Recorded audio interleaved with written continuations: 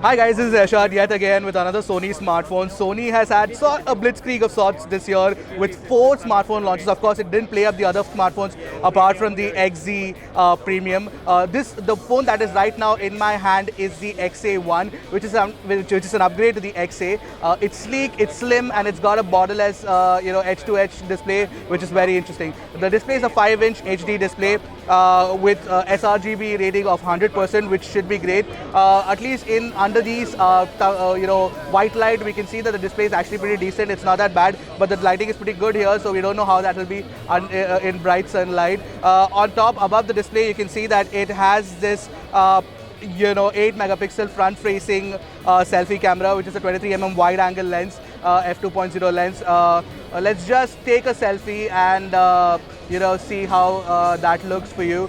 It's pretty smooth, quick to shoot, but of course I can't test the quality of the camera right now unless we sort of get our hands on the review unit. Also, you get the main camera as a 1x2.3-inch sensor, 23 megapixel camera. Obviously, 23 megapixel is more than the XZ's 19 megapixel, but don't go by the resolution. The camera performance might be better on the XZ, of course. I'll once again shoot that for you as well and show you how that looks. Okay, it's quick to shoot. That's all I can test for now. I mean, I cannot tell you how the performance of the phone is otherwise. So that is the 23 megapixel camera on the rear. The design-wise, it's not much different from the previous Sony smartphones. It follows the OmniBalance design.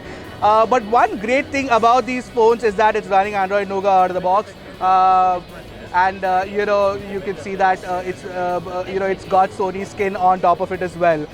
Internally, the phone's got a Helio P20 octa-core processor with 3 GB of RAM and 32 GB of internal storage. It's expandable up to 256 GB using a micro SD card. It accepts only a single nano SIM card. One of the other interesting things about the phone is that it's got a dedicated camera button which launches the camera directly once you press that button.